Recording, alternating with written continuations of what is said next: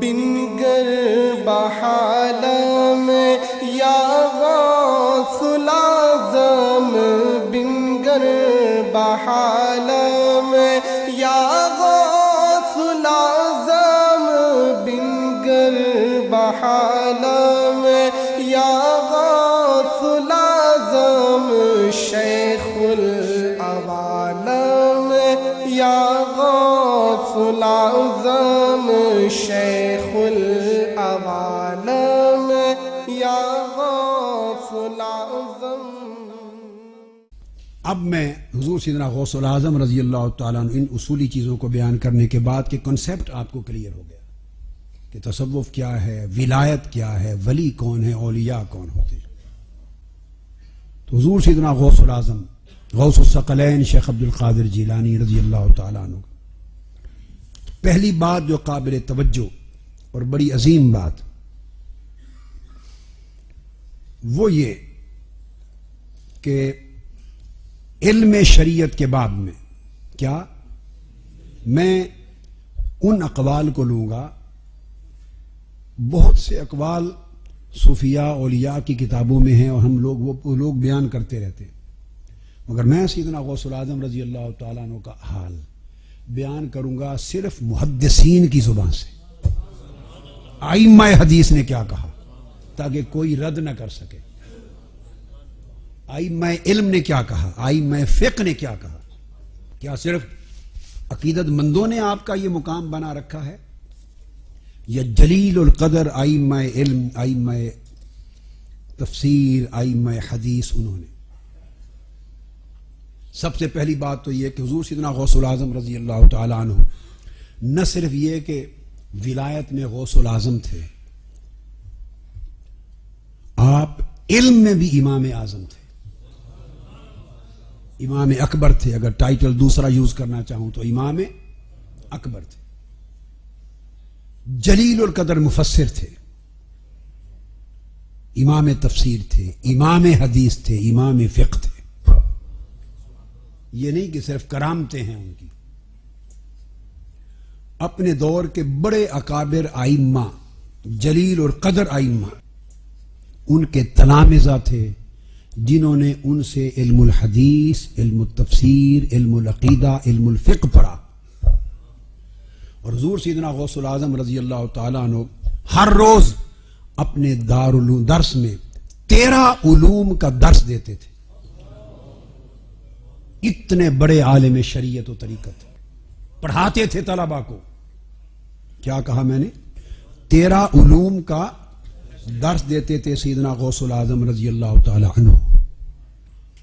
اور آپ کا جو دارالعلوم تھا، مدرسہ، حضور غوث العظم رضی اللہ تعالی عنہ کا بغداد میں حضرت شیخ حماد دباس کا قائم کردہ تھا، جو انہوں نے آپ کو منتقل کیا۔ آپ کے مدرسہ سے علم تفسیر، حدیث، فقہ، عقیدہ، تصوف، علوم معرفت اور نحو و صرف، تمام علوم اور فتویٰ، 13 علوم اور فنون پڑھاتے۔ ہر سال 3000 طلباء جید عالم اور محدث بن کے فارغ التحصیل ہوتے تھے۔ میں چند آج وہ باتیں کروں گا جو شاید پہلے کبھی آپ نے نہ سنی ہو۔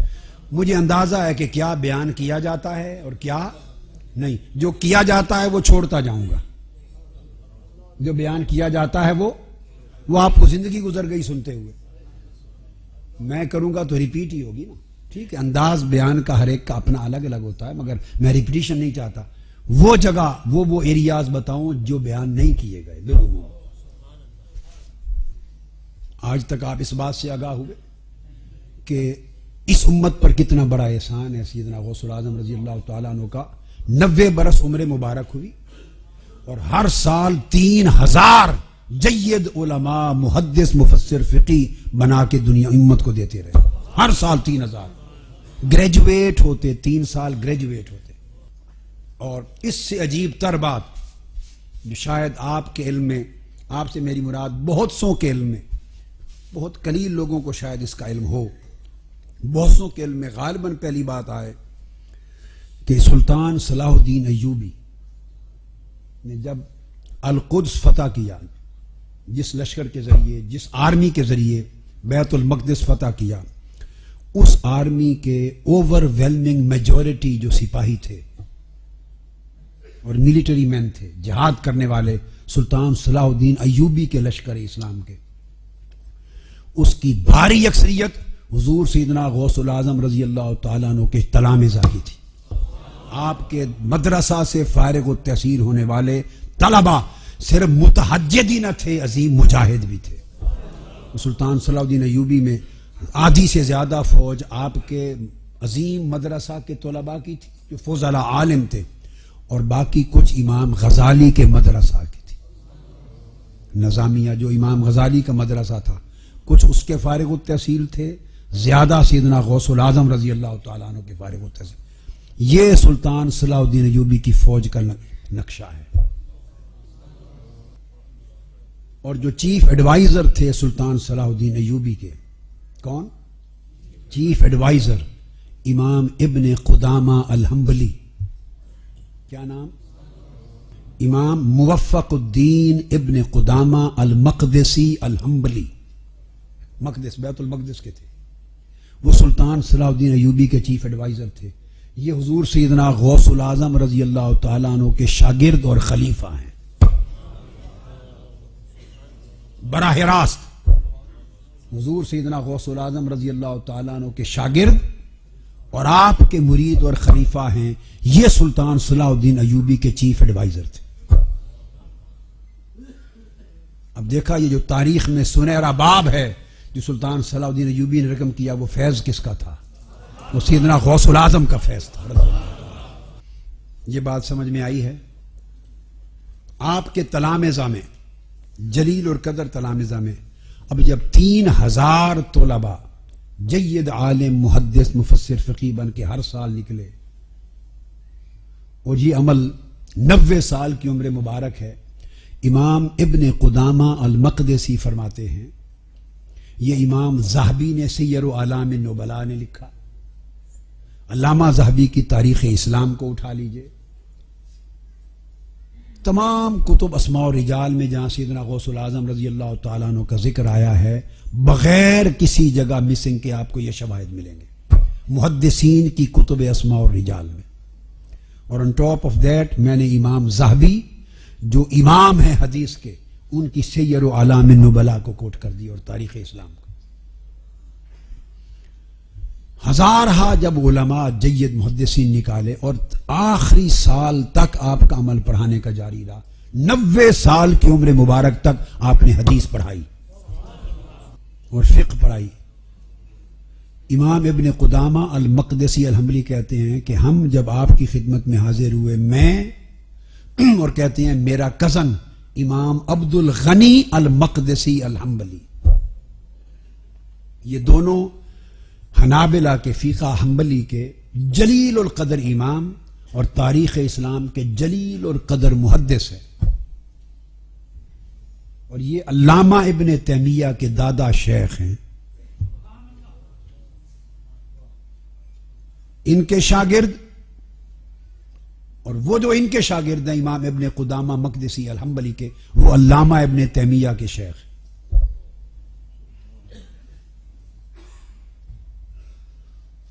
علامہ ابن تیمیہ کے بعض عقائد کے بعض معاملات میں انتہا پسندی آ گئی، مگر مجموعی طور پہ لوگ سمجھتے ہیں کہ وہ منکر تصوف تھے۔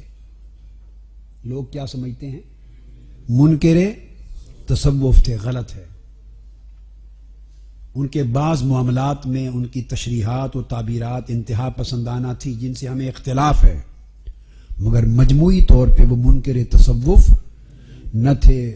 وہ تصوف کے قائل تھے، تصوف پر ان کا عقیدہ تھا، متصوف تھے، اولیاء صوفیاء کی عقیدت مند تھے، اور طریقہ قادریہ میں بیعت تھے۔ طریقہ قادریہ میں بیعت۔ اور اس سے بڑھ کے اور ثبوت کیا ہوگا کہ آپ حیران ہوں گے کہ علامہ ابن تیمیہ کی جب ڈیتھ ہوئی تو وہاں دمشق میں ایک مقبرہ تھا جو وقف تھا صوفیاء کے لیے، اس کو مقبرۃ الصوفیہ کہتے ہیں، مقابر الصوفیہ۔ کیا؟ مقابر الصوفیہ، یہ بات جو اب کہنے لگا ہوں اس کو امام ابن کثیر نے بیان کیا البدایہ والنہایہ میں، اس کو امام ابن حجر اسقلانی نے بیان کیا الدرر الکامنہ میں، اس کو امام ذہبی نے العبر میں بیان کیا۔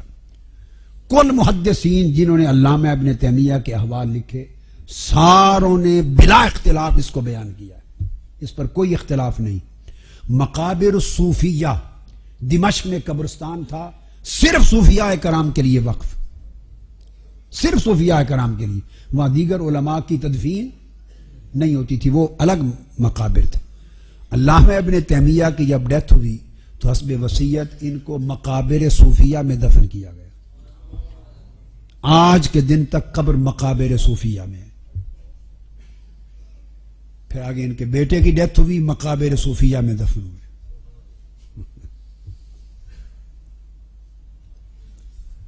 ان کے شیخ، میں آگے بتاؤں گا آپ کو سلسلہ کیا تھا۔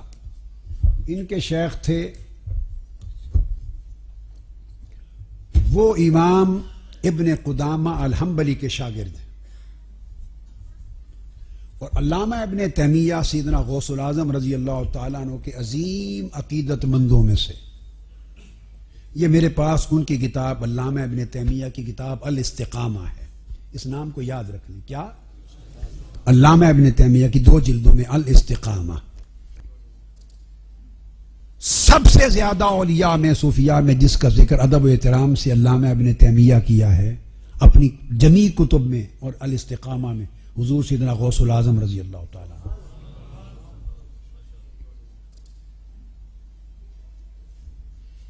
اور بعض لوگ یہ سمجھتے ہیں کہ یہ کتب، یہ ابدال، یہ غوث، یہ ٹائٹل ہمارے من گھڑت ہیں، یہ اکابر علماء محدثین اس کو مانتے نہیں تھے۔ اب علامہ ابن تیمیہ نے جو سیدنا غوث العظم کا ذکر کیا، نام لکھا، وہ نام وہ کہتے ہیں ان الشیخ علی بن ادرائیس، شیخ یحییٰ بن یوسف السرسری روایت کرتے ہیں اپنے شیخ علی بن ادرائیس سے، وہ بیان کرتے ہیں انہ سأل قطب العارفین ابا محمد عبد القادر بن عبداللہ الجیلی، کہ میں نے قطب العارفین، سارے عارفوں کے اولیاء کی قطب سیدنا شیخ عبد القادر الجیلانی سے سوال کیا۔ اس طرح وہ ذکر کرتے ہیں، باقی کسی صوفی کا اور اولیاء میں سے کسی کے ٹائٹل کے ساتھ بیان نہیں کرتے۔ مثلا لکھیں گے ناقل الشیخ شہاب الدین ابو حفص عمر بن محمد السہروردی، اب بات کو سمجھے ہے نا، جس کا بھی ذکر کریں گے کہیں گے ناقل ابو القاسم القشیری، ناقل ابو عبد الرحمن السلمی، ناقل البشر الحافی، قال الحارث المحاسبی، قال الجنید البغدادی، مگر سیدنا غوث العظم رضی اللہ تعالیٰ عنہ کی بات آئے یا شیخ لکھیں گے یا قطب العارفین لکھیں گے اور ٹائٹل کے ساتھ لکھیں گے۔ اب میں اس کا سلسلہ بتاتا ہوں۔ وہ ایک واقعہ بیان کیا ہے سیدنا غوث العظم رضی اللہ تعالیٰ عنہ کی، کرامت بیان کی ہے، آپ کا کشف اور کرامت کس نے؟ علامہ ابن تیمیہ نے بیان کی۔ اس کتاب الاستقامہ، اس کے صفحہ 78 پر کرامت بیان کرتے ہیں۔ وہ کہتے ہیں کہ امام شہاب الدین سہروردی نے بیان کیا، نقل کیا، اور دوسرا یہ ایک خود لکھا، اور فرماتے پھر لکھتے ہیں علامہ ابن تیمیہ کہ مجھے میرے شیخ عز الدین عبداللہ بن احمد عمر الفاروسی نے روایت کیا۔ 2 سندیں بیان کرتے ہیں، ایک کرتے ہیں سند ہے جو واقع آگے آ رہا ہے، کہتے ہیں اس کی ایک سند ہے کہ حضرت شیخ شہاب الدین عمر سہروردی نے خود لکھا اپنے قلم سے۔ دوسری سند علامہ ابن تیمیہ کہتے ہیں کہ مجھے میرے شیخ عز الدین عبداللہ بن احمد عمر الفاروسی نے بیان کیا، اور عز الدین عمر الفاروسی جو ہیں تیسری سند بیان کرتے ہیں کہ میں نے تیسرا طریق، یہ واقعہ ہاتھ کا لکھا ہوا اپنے شیخ موفق الدین ابی محمد بن قدامہ المقدسی سے سنا۔ اور عمر الفاروسی جو ہیں ابو العباس عز الدین عمر الفاروسی الواسطی، یہ شیخ ہیں ابن تیمیہ کے۔ بغداد میں انہوں نے خلافت کا خرقہ پہنا، سیدنا شیخ شہاب الدین سہروردی سے، تو ایک طریق ان کا سہروردیہ ہو گیا، اور دوسرا یہ خلیفہ اور مرید اور شاگرد ہیں الفاروسی امام موفق الدین ابی محمد بن قدامہ المقدسی کے، اور ابن قدامہ مقدسی خلیفہ اور شاگرد ہیں سیدنا غوث العظم رضی اللہ تعالی عنہ کے۔ فرماتے ہیں ہم نے طریقہ قادریہ میں خود سیدنا غوث العظم سے خرقہ پہنا، امام ابن قدامہ مقدسی اور امام عبد الغنی المقدسی الحنبلی۔ اب ابن تیمیہ بیان کرتے ہیں کہ واقعہ یہ ہے کہ شیخ سہروردی رحمت اللہ تعالی علیہ نے بیان کیا کہ میرا ارادہ تھا، جب میں کتب پڑھ چکا، علوم کی نوجوان تھا، 14 15 16 سال عمر تھی، تو میں علم کلام پڑھنا چاہتا تھا، فلسفہ، علم کلام، منطق، یہ مختلف فنون ہیں، اور میں متردد تھا۔ یہ سیدنا شیخ شہاب الدین عمر سہروردی فرماتے ہیں کہ میں کون سی کتاب پڑھوں، امام الحرمین الجوینی ان کی کتاب الارشاد پڑھوں یا امام شہرستانی کی کتاب نہایت الاقدام پڑھوں۔ میں کلیئر نہیں تھا کہ کون سی کتاب پڑھوں، یا اپنے شیخ ابو النجیب سہروردی ان کے چچا شیخ تھے ان کی کتاب پڑھوں۔ تو میں اس کنفیوژن میں میرے شیخ امام نجیب الدین سہروردی ابو النجیب سہروردی مجھے لے کر سیدنا غوث العظم کی بارگاہ میں حاضر ہوئے۔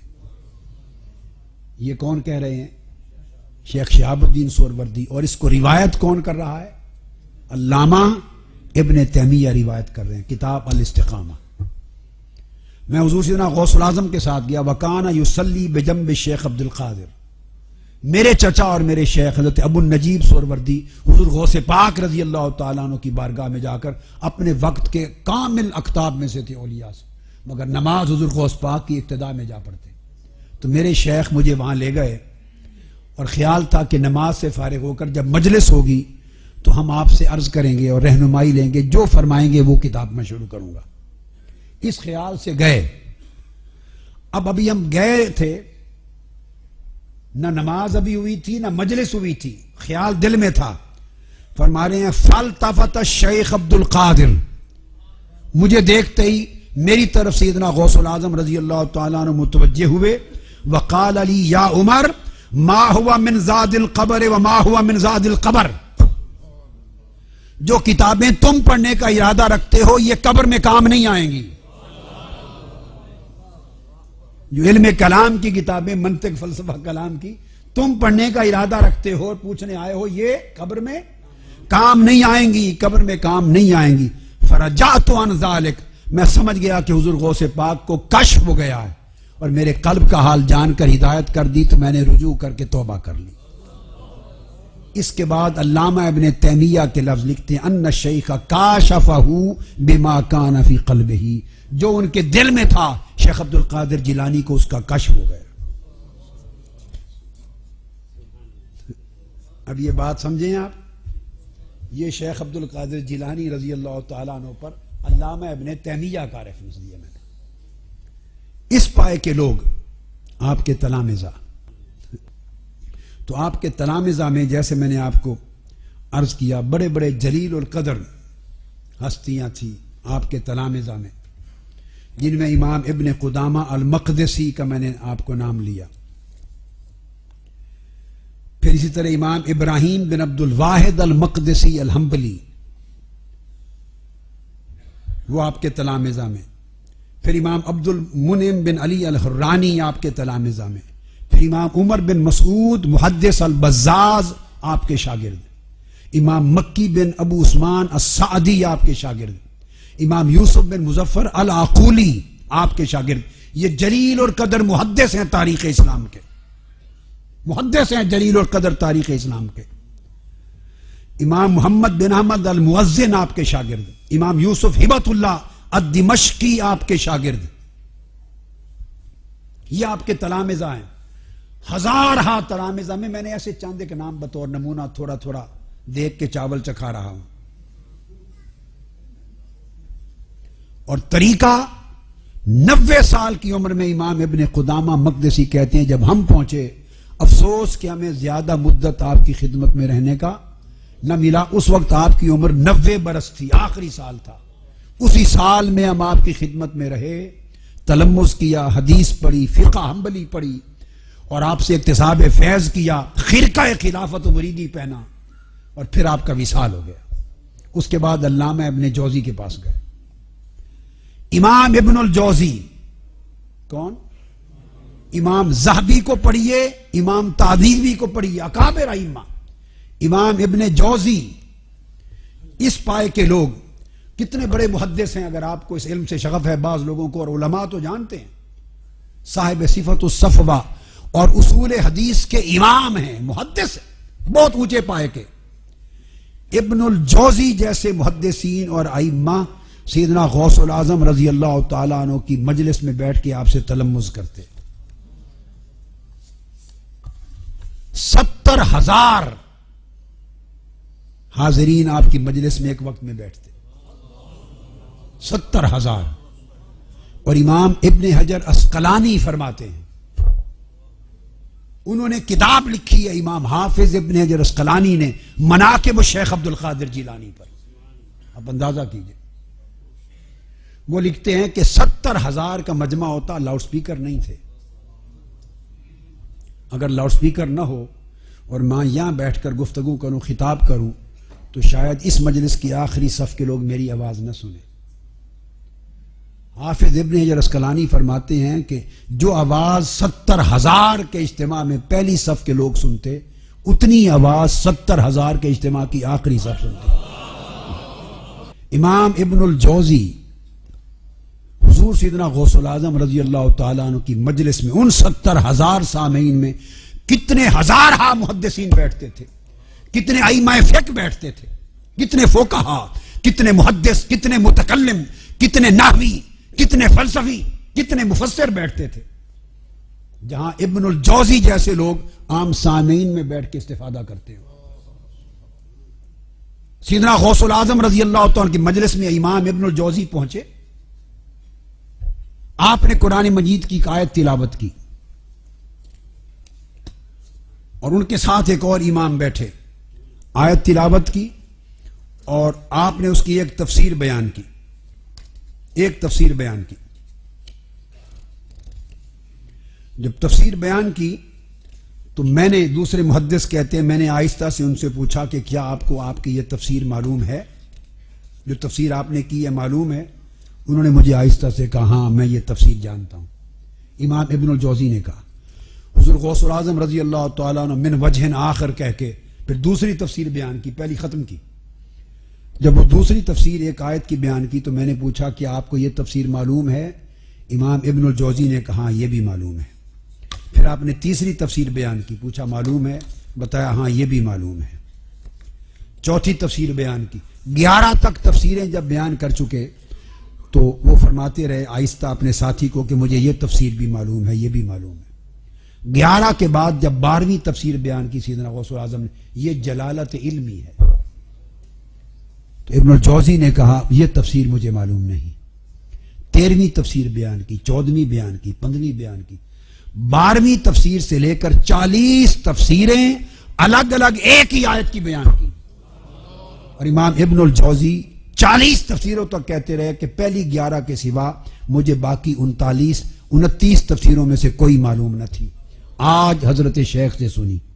جب 40 تفسیریں بیان کر چکے، یہ میں بات بتا رہا ہوں، امام ابن الجوزی جو جلیل القدر محدث ہیں، موضوعات پر، اسماء و رجال پر، فن اسانید پر بہت بڑے جلیل القدر امام اور اتھارٹی ہیں. صوفیاء میں ان کا شمار نہیں ہے، صوفیاء میں ان کا شمار نہیں ہے. 40 تفسیریں بیان کر چکے تو سیدنا غوث العظم رضی اللہ تعالیٰ عنہ اس وقت بولے، فرمایا الان نرجع من القال الى الحال. اب ہم کال کو چھوڑ کے حال کی تفسیروں کی طرف آتے ہیں. کال کو چھوڑ کے حال کی طرف آتے ہیں. فرمایا یہ 40 کال کی تفسیریں تھیں. جب حال کی تفسیر پہلی بیان کی تو پورا مجمع تڑپ اٹھا. ایک چیخ و پکار کی آواز بلند ہوئی. امام ابن الجوزی تڑپے اٹھے. محدث زمانہ نے اپنے کپڑے پکڑ کے پھاڑ کر پرزے کر دیے. اور وجد کے عالم میں تڑپتی ہوئی مچھلی کی طرح نیچے گر پڑے. یہ امام ابن الجوزی کا حال ہے. امام یافعی جن کی کتاب کی تلخیص کی ہے امام ابن حجر اسقلانی نے التلخیص الحبیر، وہ فرماتے ہیں اجتمع عنده من العلماء والفقهاء والصلحاء جماعت کثیرون انتفعوا بکلامه وصحبته ومجالسته وخدمته وقصد الیہ طلبۃ العلم من الآفاق. شرق تا غرب پوری دنیا سے علماء، فقہاء، محدثین، صلحاء اور کثیر جماعت اہل علم کی اطراف و کناف سے چل کے آتی اور آپ کی مجلس میں زندگی بھر رہ کے علم حاصل کرتے، حمل کرتے، حدیث لیتے، سماع کرتے اور دور و دراز علم کا فیض لے کے جاتے. امام سمعانی بیان کرتے ہیں، میں نے کہا محدثین کے ریفرنس دوں گا. امام سمعانی فرماتے ہیں کہ وہ صرف غوث العظم اور ولی اللہ اور صاحب کرامات ہی نہ تھے، امام الحنابلہ تھے اور وقت کے علماء، محدثین اور مفتیان کے شیخ تھے. عصر و فقیہ عصر ہی. علامہ ابن الجوزی نے یہی بات کہی، فرمایا کہ اتنے ہزارہ لوگ آپ کا کلام واز سننے کے لیے علماء آتے کہ جگہیں گلیاں تنگ پڑ جاتی. امام یافعی، امام ابو ابن قدامہ الحنبلی المقدسی فرماتے ہیں کہ سیدنا غوث العظم رضی اللہ الذہبی نے سیر اعلام النبلاء میں لکھا، امام ذہبی نے، ابن قدامہ مقدسی نے فرمایا کہ سیدنا غوث العظم کی کرامات جتنی تواتر سے ہم تک پہنچی ہیں اور جتنی متواتر نقل ہیں، ہم نے پہلے اور بعد میں آج تک روئے زمین کے کسی ولی اللہ کی کرامتوں کا اتنا تواتر نہیں سنا. یہ کون کہہ رہا؟ امام ابن قدامہ المقدسی. اور طریق کیا تھا؟ ولایت کیا تھی؟ فرمایا ہم آپ کے شاگرد تھے، طالب علم تھے، آپ کے مدرسہ کے حجرہ میں رہتے تھے. فرمایا خدا کی قسم سیدنا غوث العظم اپنے بیٹے یحییٰ بن عبد القادر ان کو بھیجتے، بیٹا ان کا غوث پاک کا آ کے ہمارے چراغ جلا جاتا تھا. تواضع یہ تھی، انکساری یہ تھی، ادب یہ تھا، خلق یہ تھا. بیٹا چراغ جلا جاتا اور گھر سے درویشوں کے لیے کھانا پکا کے بھیجتے تھے اور نماز ہمارے ساتھ آ کے پڑھتے اور ہم آپ سے اسباق پڑھتے تھے. یہ امام ابن قدامہ المقدسی الحنبلی کا بیان، سیر اعلام النبلاء. امام ابن قدامہ نے ذیل و طبقات الحنابلہ میں بیان کیا، جس کو امام ابن رجب حنبلی کی کتاب ہے. اور یہ وہ علماء ہیں جن کو علامہ ابن تیمیہ، ابن القیم کے اساتذہ ہیں اور ان کو سلفی شمار کیا جاتا ہے. لوگ ان کو دوسری لائن میں شمار کرتے، میں ان کو کوٹ کر رہا ہوں، جبکہ سلفی نہیں، غوث پاک کے مرید ہیں. یہ لوگوں کے مطالعہ کی کمی ہے، شور شرابہ بہت ہوتا ہے. فرماتے ہیں امام یافعی مرأۃ الزمان میں لکھتے ہیں، آپ فرماتے ہیں، اور امام ذہبی نے سیر اعلام النبلاء میں روایت کیا. امام یافعی فرماتے ہیں کہ سیدنا غوث العظم رضی اللہ تعالیٰ عنہ کا قبول عام اتنا وسیع تھا اور آپ کی کرامات ظاہرہ اتنی تھی کہ اول سے آخر کسی ولی اللہ کی کرامات اتنے مقام تک نہیں پہنچی. اسی کو امام ابن نجار نے بیان کیا ذیل و تاریخ بغداد میں، جو امام دمیاطی کی کتاب ہے، اس کے جز خامس 5ویں جلد میں. علامہ ابن تیمیہ نے کہا کان شیخ عبد القادر الجیلی اعظم مشائخ زمانہم امرا بالتزام الشرع والامر والنہی وتقدیمہ علی الذوق والقدر ومن اعظم المشائخ امرا بترک الہواء والارادۃ النفسیہ. اعظم اولیاء اور مشائخ میں سے تھے. امام یافعی نے شعر لکھا. امام یافعی محدث ہیں، حافظ ابن حجر اسقلانی ان کی کتب کی تلخیص کرتے ہیں. فقہ شافعی میں امام ہیں، فقہ شافعی میں امام. وہ لکھتے ہیں، ان کا شعر کوٹ کر رہا ہوں، مرۃ الجنان امام شافعی کی کتاب سے. فرماتے ہیں حضور غوث پاک کی شان میں غوث الورا، غیث الندى، نور الہدى، بدر الدجا، شمس الضحا، بل انور. آج بعض لوگ نادانی میں سمجھتے ہیں کہ آپ غوث العظم کہتے ہیں تو یہ ناجائز ہے، غوث اللہ کے سوا کوئی نہیں ہوتا. یہ امام محدث اور فقہا اور امام فقہ ان کو غوث کہتے رہے. غوث الورا ساری خلق کے غوث، غیث الندى، نور الہدى، بدر الجدا، شمس الضحا، بل انور. یہ ان کی عقیدتیں تھیں. حافظ ابن کثیر معروف علامہ ابن تیمیہ کے شاگرد حافظ ابن کثیر بیان کرتے ہیں اپنی کتاب البدایہ والنہایہ 12 جلد صفحہ 252 پر، کہتے ہیں حضور غوث العظم سے خلق خدا نے اتنا کثیر نفع کیا جو ذکر سے باہر ہے. اور پھر فرماتے ہیں آپ کے احوال صالحہ تھے اور مکاشفات و کرامات کثیرہ تھی. یہ حافظ ابن کثیر نے بیان کیا البدایہ والنہایہ میں. اور امام ابن رجب الحنبلی، امام ان کو بھی وہ پوری سلفیہ لائن کا امام سمجھا جاتا ہے. ابن رجب الحنبلی نے کہا ذیل و طبقات الحنابلہ، ابن رجب الحنبلی کی کتاب، فرماتے ہیں کہ سیدنا غوث العظم کان هو الزاہد و شیخ العصر و قدوۃ العارفین و سلطان المشائخ و سید اہل الطریقہ محی الدین ابو محمد صاحب المقامات والکرامات والعلوم والمعارف والاحوال المشہورہ. یہ صرف نام کے القاب ہے، یہ ان کے مقامات. پھر امام ذہبی خود جو جلیل القدر محدث ہیں سیر اعلام النبلاء میں، اس میں بیان کرتے ہیں سیدنا غوث العظم شیخ عبد القادر جیلانی کے ترجمہ میں فرماتے ہیں کہ لیس فی کبار المشائخ من لہو احوال و کرامات اکثر من الشیخ عبد القادر الجیلانی. فرمایا کہ کبار مشائخ اور اولیاء میں کوئی شخص ایسا نہیں ہوا اول یا آخر جس کی کرامتیں شیخ عبد القادر جیلانی سے بڑھ کر ہوں. یہ امام ذہبی سیر اعلام النبلاء کوٹ اس لیے کر، ایک تو پتہ چلے کہ وہ کرامتوں کو ماننے والے تھے کل امام، اولیاء کو ماننے والے تھے. سیدنا غوث العظم کے کتنی عقیدت مند تھے اور کیا مراتب جو آپ کہتے ہیں یہ کو آپ نے یا اعلیٰ حضرت نے یا ہم نے نہیں گھڑ لیا، یہ کل حدیث فقہ تفسیر اور عقیدہ کے امام امت مسلمہ کے 900 سال سے یہ کہتے چلے آئے ہیں ان کی شان میں. پھر جلیل القدر امام شافعی مذہب میں امام عبدالعزیز بن عبد السلام الفقیہ، جس کو کہتے امام العز بن عبد السلام، فقہ شافعی کے بہت بڑے امام، اتھارٹی ہیں. آپ سعودی عرب میں بھی ان کا نام لیں، حجت ہے، کوئی دم نہیں مار سکتا. یہ سب میں جتنی اتھارٹیز کوٹ کر رہا ہوں یہ وہ لوگ ہیں.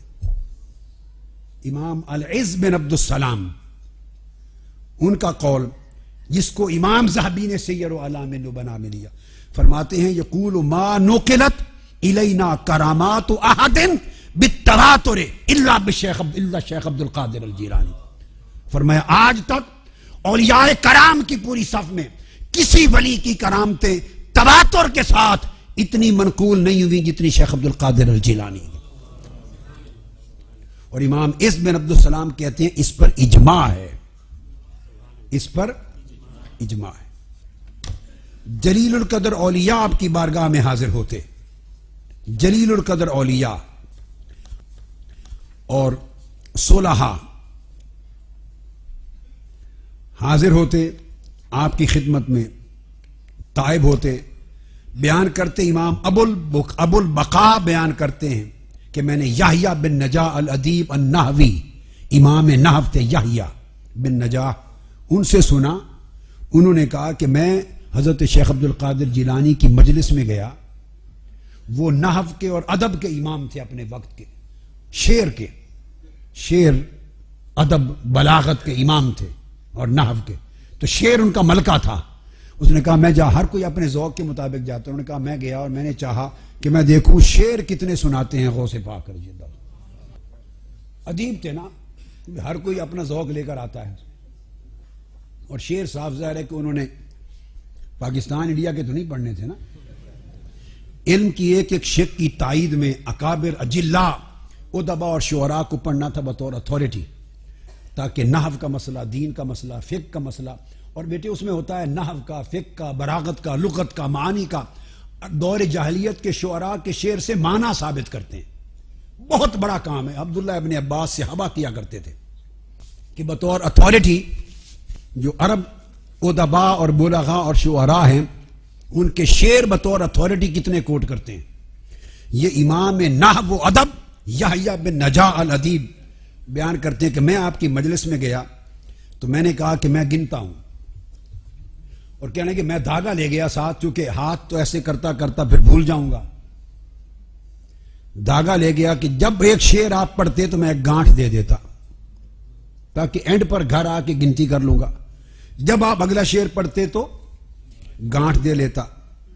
تو میں اس طرح آپ کے شعروں پر گانٹھ دیتا رہا اور گنتا رہا اور اس کو اپنے کپڑوں کے نیچے چھپا کے دھاگا رکھا ہوا تھا تسبیح کی طرح. آخر پہ بیٹھا تھا. جب میں نے کافی گانٹھیں دے دیں تو سیدنا غوث العظم رضی اللہ تعالیٰ عنہ میری طرف متوجہ ہوئے. 70,000 کے اجتماع ہیں, ممبر پہ کھڑے ہیں, متوجہ ہوئے, مجھے دیکھ کے فرمایا انا احل وانت تاقد, میں گانٹھیں کھولتا ہوں اور تم گانٹھیں باندھتے ہو.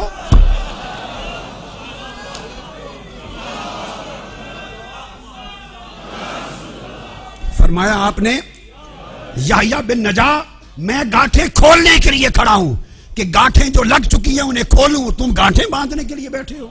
کہتے میں نے کھڑے ہو کے توبہ کر لی.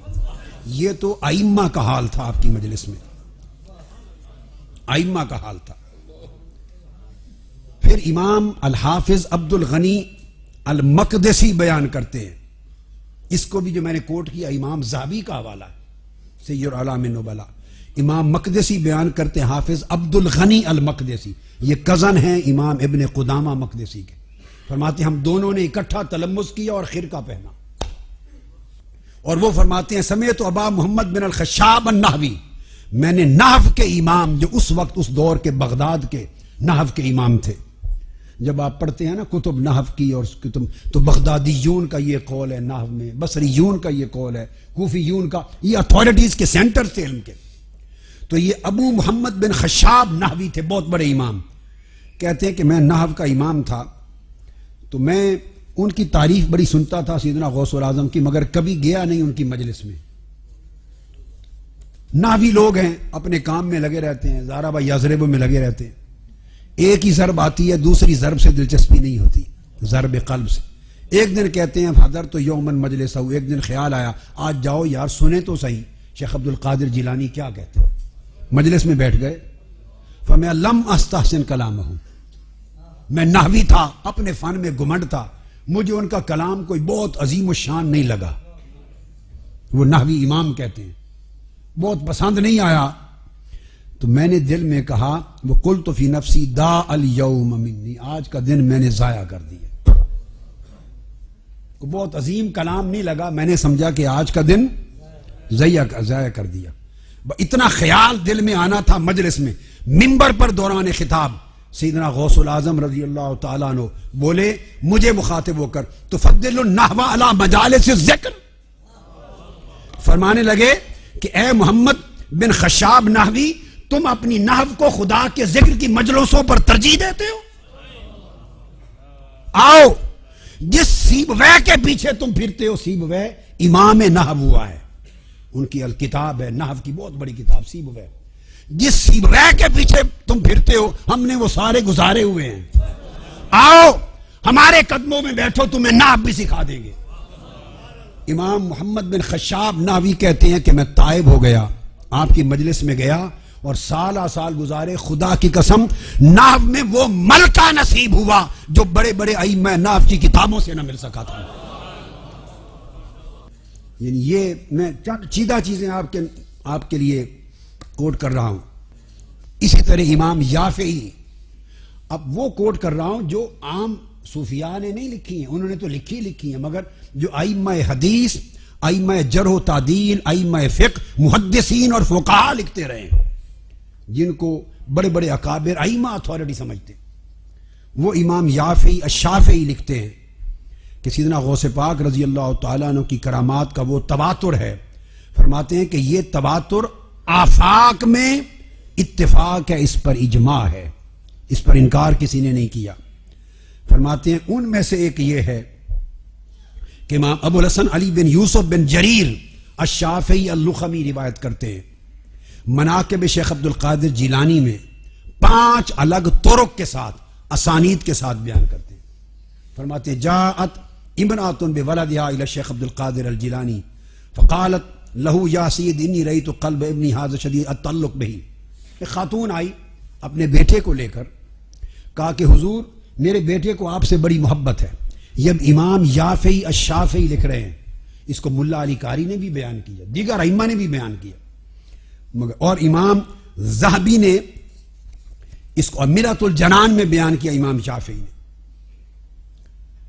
آپ سے بڑی محبت ہے تو میں نے چاہا کہ آپ کی مجلس میں اسے چھوڑ جاؤں درویش کے طور پہ، تاکہ آپ سے سیکھے اور آپ کا شاگرد بنے اور کچھ معرفت لے. چلی گئی. کچھ عرصے کے بعد ایک زمانہ گزار کے ماں بیٹے کو ملنے آئی.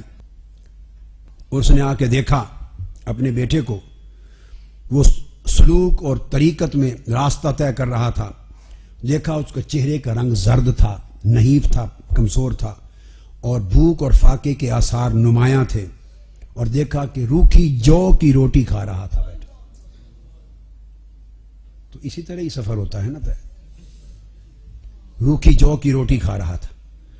ماں تھی، ماں تو ماں ہوتی ہے، اس سے رہا نہ کہ اس نے کہ کیا فقر اور کیا طریقت، بیٹا بھوک سے مر گیا میرا. وہ غصے میں آ گئی. فداخلت الى الشیخ فوجدت بین یدیہ طعام فی عظام دجاجہ. حضور غوث پاک کی بارگاہ میں گئی، ادھر دیکھا آپ مرغی کھا رہے تھے، سالن مرغے کا تھا، اور کھا کے ہڈیاں پھینک رہے تھے، ایک جگہ ہڈیاں جمع تھی. اب ماں اور پارا اور چڑھ گیا اور کہنے لگی یا سیدی تاکل لحم الدجاج و یاکل ابنی خبز الشعیر. اے سرکار آپ مرغیاں کھائیں اور میرا بیٹا روکھی جو کی روٹی کھائے، یہ کہاں کا سلوک ہے؟ فرمایا بیٹھ جاؤ مائی. جب کھانے سے فارغ ہوئے تو ہڈیاں جمع تھیں. اب یہ امام یافعی الشافعی لکھ رہے ہیں، میں کسی صوفی کا روایت نہیں دے رہا. مرۃ الجنان اٹھا کے دیکھی. فرمایا آپ نے ہڈیوں کو کمی باذن اللہ الذی یحیی العظام وہی رمیم فقامت دجاجۃ سویۃ. آپ نے ہڈیوں سے کہا کہ ہڈیوں دوبارہ مرغا بن کے کھڑی ہو جاؤ. دیکھتے دیکھتے مرغی زندہ ہو کر کھڑی ہو گئی. آپ نے فرمایا فقال الشیخ اذا صار ابنک ھکذا فیاکل ما شاء.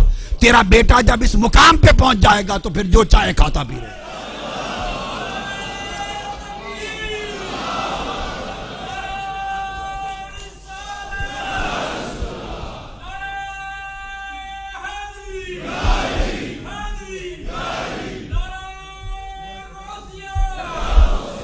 ان کی طریقت روکھی جو کی روٹی سے شروع ہوتی، ختم مرغے پر ہوتی. ہمارے دور کی طریقت شروع بھی روٹی سے ہوتی ہے، مرغی سے ہوتی ہے، ختم بکرے پر سجی پر ہوتی ہے. یہ فرق ہے. اور عالم یہ تھا چونکہ ولی کسی سے ڈرتا نہیں ہے سوائے اللہ کے. لا خوف علیہم ولا هم یحزنون. اس کو کسی کا طمع نہیں ہوتا، کوئی لالچ نہیں ہوتا. تو مقام یہ تھا کہ آپ 3 خلفاء بنو عباس کے آپ کے زمانے میں گزرے، 3 4 5 خلفاء گزرے. زمانہ تھا خلیفہ مستنجد باللہ کا، المقتفى بامر اللہ اس کا زمانہ تھا. خلیفہ وزراء اعظم جو غلط کام کرتے، آپ ممبر پر خطاب کے دوران خلیفے کو کہتے یا نخلہ، اے کھجور کے تنے. اتنا بے نیاز ہوتا ہے اللہ کا ولی. سیدنا غوث العظم رضی اللہ تعالیٰ عنہ 90 برس کی عمر میں، میرے مطالعے میں مجھے بادشاہوں حکمرانوں کے در پر ایک دن نظر نہیں آئے، خلفاء کے در پہ نظر نہیں آئے. خلفاء ان کی مجلس میں خدام اور سائل بن کے آ کے بیٹھتے. فرماتے یا نخلہ لا تتعدی اقطع رأسک. حد سے نہ بڑھ، اے کھجور کی شاخ حد سے نہ بڑھ، تمہارا سر قلم کر دوں گا. یہ پیغام دیتے. وہ اسی رات وزراء بیٹھے ہوتے، خلیفہ وقت کے پاس پیغام پہنچ جاتا، وہ اپنی اصلاح کر لیتا. اس کو امام المقصد الارشد میں اور دیگر ائمہ نے اس کو بیان کیا.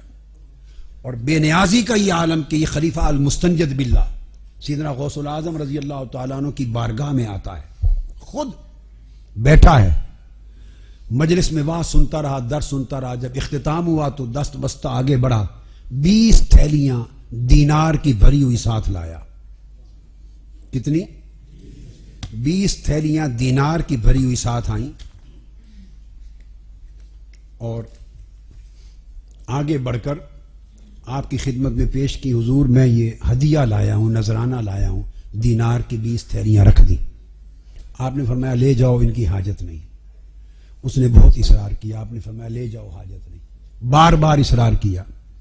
جب اس نے بہت اصرار کیا، منت سماجت کی، تو سیدنا غوث العظم رضی اللہ تعالیٰ عنہ نے اس وقت ان 20 تھیلیوں میں سے جو نہایت عمدہ قسم کی تھیں، اچھے حال میں، وہ عمدہ تھیلیاں وہ آپ نے اٹھا لیں. اور یہ جو بات کوٹ کر رہا ہوں اس کو امام ابو العباس خضر بن الحسین الموصلی نے بیان کیا. آپ نے 2 تھیلیاں ہاتھ میں اٹھا لی اور ہاتھ میں اٹھا کر ان کو نچوڑا. دونوں دینار کی بری ہوئی تھیلیوں سے خون ٹپکنے لگ گیا. فرمایا کہ کئی امور کا حیا نہ ہوتا تو میں اتنا نچوڑتا کہ یہ خون تمہارے محلات تک بہہ جاتا. فرمایا تھیلیوں کو لے جاؤ ظالم، تم اللہ سے نہیں ڈرتے، غریب لوگوں کا رعایا کا خون چوستے ہو، ان کا مال لوٹتے ہو اور چوس کر نذرانہ بنا کر میرے پاس لے آتے. وہ تھیلیاں اٹھا کے واپس گیا. یہ ہے ولایت غوث الاعظم رضی اللہ تعالی. یہ آپ کی بے نیازی، یہ آپ کا مقام ہے. آپ اپنے مقام پر کھڑے ہیں، مجلس میں درس ہو رہا ہے، اس مجلس میں 300 سے زائد اولیاء، اکابر کبار اولیاء موجود ہیں اور سینکڑوں کی تعداد میں رجال الغیب موجود ہیں. اللہ رب العزت نے حکم دیا اور امر الہی کے تحت حضور سیدنا غوث الاعظم رضی اللہ تعالیٰ عنہ فرمانے لگے. اس واقعے کو امام ابو العز عبد المغیث بن حرب البغدادی روایت کرتے ہیں اور سینکڑوں علماء محدثین اور ائمہ نے اس کو بیان کیا تواتر کے ساتھ. اس مجلس میں کبار اولیاء میں سے حضرت امام علی بن الہیتی موجود ہیں، امام ابو سعید القیلوی موجود ہیں، امام ابو النجیب سہروردی موجود ہیں، امام ابو عمر عثمان القرشی موجود ہیں. اس میں امام صدیق بن محمد البغدادی ہیں، امام یحییٰ المرتعش ہیں، امام ضیاء الدین ابراہیم الحوفی ہیں، امام ابو عبداللہ محمد القزوینی ہیں، امام ابو بکر الشیبانی ہیں، امام ابو البرکات ہیں، امام ابو سعود العطار ہیں، امام ابو القاسم البزار ہیں، شہاب الدین عمر سہروردی ہیں، ابو محمد الیعقوبی. بڑے بڑے اکابر ائمہ محدث اولیاء صوفیاء کبار کی مجلس ہے. امر الہی سے آپ نے فرمایا قدمی ہذہی علی رقبۃ کل ولی اللہ، میرا یہ قدم روئے زمین کے ہر ولی کی گردن پر ہے. جب آپ نے ارشاد فرمایا تو اس وقت جتنے اولیاء تھے وہ ان میں اٹھے حضرت ابراہیم، حضرت بیان کرتے ہیں کہ اٹھے حضرت علی بن الہیتی، جس تخت پہ آپ کھڑے تھے اپنا سر نیچے کر کے آپ کا سر اپنی گردن پہ رکھ لیا. تمام اولیاء نے گردنیں جھکا دی. پھر امام عدی بن البرکات اس کو بیان کرتے ہیں کہ میرے ام بزرگ امام عدی بن المسافر بیان کرتے تھے کہ اولین و آخرین اولیاء میں سے قدمی ہذہی علی رقبۃ کل ولی اللہ کہنے کا امر سوائے شیخ عبد القادر جیلانی کے کسی کو نہیں ہوا، کیونکہ آپ کا ولایت میں مقام فرد تھا. امام رفاعی سلسلہ رفاعیہ کے شیخ، انہوں نے یہ چیز تصریح کی کہ آپ کے سوا کسی کو امر نہ تھا. اور جب آپ نے یہ فرمایا تو عام امر الہی سے فرما رہے تھے اور اشارہ اس امر کی طرف تھا کہ کثرت کرامات میں آپ کا کوئی ثانی نہیں اور آپ کے طریق سے ہٹ کر کسی شخص کو ولایت نصیب نہیں ہو سکتی. کل اولیاء کے طرق اور کل اولیاء کے سلاسل، جتنے طرق اور سلاسل تھے اولیاء کے، وہ سارے سیدنا غوث الاعظم رضی اللہ تعالیٰ عنہ کے فیض سے فیض یاب ہوئے. ایک عجیب بات بتا رہا ہوں، کل طرق حضور سیدنا غوث الاعظم رضی اللہ تعالیٰ عنہ سے فیض یاب ہو کر روشن ہوئے. بہت بڑا نامور طریق جو آپ کے زمانے میں تھا، بغداد میں امام شہاب الدین عمر سہروردی رضی اللہ تعالیٰ عنہ کا، اسی طریق سے حضرت شیخ سعدی ہیں، انہی کے خلفاء میں حضرت غوث زکریا بہاؤالدین ملتانی ہیں، شاہ رکن عالم ہیں، یہ حضرت شیخ شہاب الدین سہروردی رضی اللہ تعالیٰ عنہ. اب ان کا طریق یہ حضور سیدنا غوث الاعظم کے فیض یافتہ شہاب الدین عمر سہروردی، واقعہ میں نے بیان کر دیا. ابو النجیب ضیاء الدین عبد القاہر سہروردی البغدادی ان کے شیخ تھے جو ان کو لے گئے. انہوں نے براہ راست حضور غوث پاک سے فیض لیا. آپ نے آپ سے امتحان لیا، علم کلام کا اور فنون کا رجحان تھا. آپ نے اپنا دست اقدس ان کے سینے پر رکھا، حضرت شیخ شہاب الدین سہروردی کے سینے پر، نوجوان تھے، 15 برس عمر تھی. فرمایا بیٹے اس سوال کا جواب دو. وہ سارا علم لوح قلب سے مٹ گیا تھا، کوئی جواب نہ آیا. پریشان ہو گئے کہ میرا تو پڑھا لکھا سارا گیا. مسکرا پڑے، دوبارہ دست مبارک رکھا. فرمایا جو علم کارآمد نہ تھا اس کو ہم نے مٹا دیا، اب تمہارے دل کی تختی پہ کارآمد علم رقم کر دیا ہے. اور فرمایا کہ شہاب الدین سہروردی اپنے وقت میں ستارہ بن کے بغداد پہ چمکے. وہ فیض براہ راست آپ نے حضور سیدنا غوث العظم رضی اللہ تعالیٰ عنہ سے لیا. تو یہ سلسلہ سہروردیہ ڈائریکٹلی سیدنا غوث العظم کے فیض سے بنا، اس میں درمیان میں کوئی اور واسطہ، براہ راست ان سے. ایک بڑا نامور سلسلہ عالم عرب میں ہے دسوقیہ، نام سنا ہے آپ نے؟ دسوقی سیدنا شیخ ابراہیم الدسوقی الحسینی، مصر کے 4 کتبوں میں سے جو غوث ہوئے ہیں، 4 غوث مصر کی تاریخ میں، ان میں سے ایک غوث ہیں شیخ ابراہیم الدسوقی. عرب جائیں تو عرب دنیا میں دسوقی اولیاء صوفیاء بڑے ملتے ہیں. شیخ ابراہیم الدسوقی، یہ سلسلہ دسوقیہ حضور غوث العظم کے فیض سے روشن ہوا، اس لیے کہ انہوں نے شیخ ابراہیم الدسوقی کے شیخ ہیں امام نجم الدین محمود الاصفہانی، اور ان کے شیخ ہیں امام نور الدین عبد الصمد النظری، ان کے شیخ ہیں امام نجیب الدین علی الطرازی، ان کے شیخ ہیں القطب شہاب الدین عمر سہروردی، ان کے شیخ ہیں سیدنا غوث العظم شیخ عبد القادر جیلانی. میں آپ کو پوری سند دے رہا ہوں تحقیق کے ساتھ. تو سلسلہ دسوق، اب لوگ آج کل دسوقی سلسلے کے لوگوں کو علم نہیں ہے کہ وہ غوث پاک کے طریقہ کی ایک شاخ ہے، چونکہ مطالعہ نہیں. کیا؟ تو یہ حضور غوث پاک تک متصل سند ہے ان کی. پھر آپ نے یہ سنا ہوگا کثرت سے طریقہ شاذلیہ، سنا ہے یا نہیں؟ طریقہ شاذلیہ سیدنا غوث العظم رضی اللہ تعالیٰ عنہ کے فیض سے اس کا چراغ روشن ہے.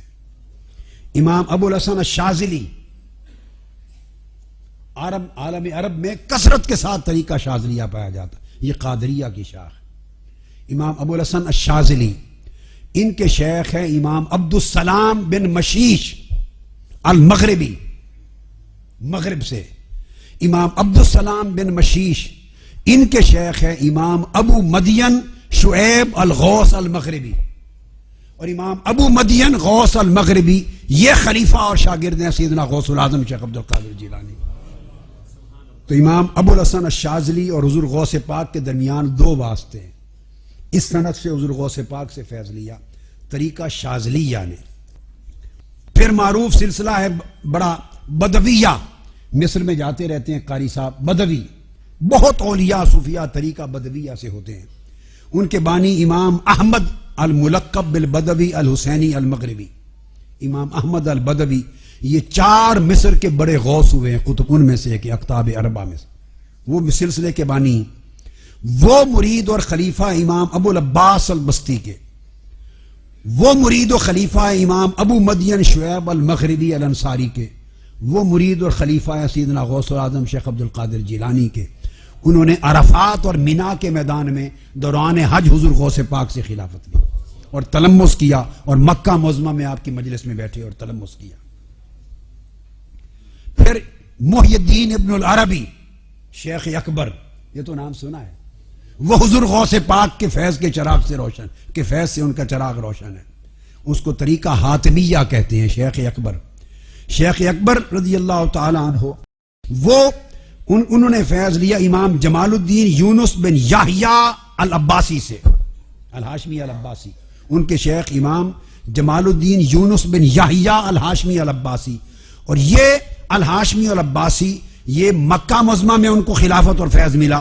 انہوں نے خرقہ پہنا سیدنا غوث العظم شیخ عبد القادر جیلانی سے. ایک شیخ کے واسطے سے شیخ اکبر حضور غوث پاک کے خلیفہ اور مرید ہیں. پھر طریقہ نقشبندیہ، یہ بھی ایک نئی معلومات ہوں آپ میں سے بہت لوگوں کے لیے. طریقہ نقشبندیہ میں حضرت شاہ نقشبند سیدنا بہاؤالدین محمد نقشبند رضی اللہ تعالی عنہ، مجھے آپ کے مزار اقدس پر سمرقند میں حاضری کا شرف نصیب ہوا، اور شیخ سید کلال کے مزار پر بھی جو ان کے شیخ. حضرت شاہ بہاؤالدین محمد نقشبند رضی اللہ تعالیٰ عنہ، ان کے شیخ ہیں حضرت سید عبد الوہاب، ان کے شیخ ہیں سید شرف القتال، ان کے شیخ ہیں حضور غوث پاک کے صاحبزادے سیدنا شیخ عبد الرزاق الجیلانی، ان کے شیخ ہیں سرکار غوث العظم شیخ عبد القادر جیلانی۔ ایک طریقہ ان کا الگ سند ہے، ایک طریق میں ان کی سند حضور غوث پاک کے اکتساب فیض سے۔ پھر سناتا ہوں، شیخ حضرت بہاؤالدین محمد شاہ نقشبند رضی اللہ تعالیٰ عنہ وہ اخذ عن الشیخ سید عبد الوہاب، وہ اخذ عن الشیخ سید شرف القتال، وہ اخذ عن الحافظ الامام عبد الرزاق الجیلانی، وہ اخذ عن والدہ سیدنا الغوث العظم شیخ عبد القادر الجیلانی۔ یہ ان کی سند ہے۔ اب یہ چیزیں میں نے اس لیے عرض کی تاکہ یہ معلوم ہو کہ عالم کیا تھا، کہ کتنے پائے کے اولیاء اور کتنے پائے کے بزرگ اور کتنے پائے کے صوفیاء اور کتنے پائے کے آئمہ اور بانیان سلاسل حضور سیدنا غوث العظم رضی اللہ تعالیٰ عنہ کے فیض سے جن کے چراغ روشن ہوئے۔ یہ جو غوث العظم کانفرنس میں جو بیان کیا، یہ نچوڑ ہے کل تصوف کا، کل طرق اولیاء کا، کل سلاسل طریقت کا۔ وہ طریقہ قادریہ ہو، وہ طریقہ چشتیہ ہو، وہ طریقہ نقشبندیہ ہو، طریقہ سہروردیہ ہو، طریقہ شاذلیہ ہو، طریقہ بدویہ ہو، طریقہ مشیشیہ ہو، طریقہ حاتمیہ ہو، الغرض جتنے دسوقیہ ہو، جتنے بھی طرق دنیا میں آج تک ہوئے، سب طرق کا لب لباب تعلیم یہ ہے۔ اور یہ سفر طے نہیں ہوتا ظاہر و باطن میں مطابعت کتاب و سنت کے بغیر۔ پہلے محبت کو اللہ کے لیے خالص کرنا، ظاہر و باطن کو آقا علیہ السلام کی سنت اور شریعت کے تابع کرنا، اور اس مطابعت میں تا عمر توکل کے ساتھ استقامت رکھنا۔ اس کی بات شروع میں کی تھی۔ اللہ تبارک و تعالی ہمارے حال کی اصلاح فرمائے اور ہمیں ان کے نقش قدم پر چلنے کی توفیق عطا کرے۔ وما علینا الا البلاغ۔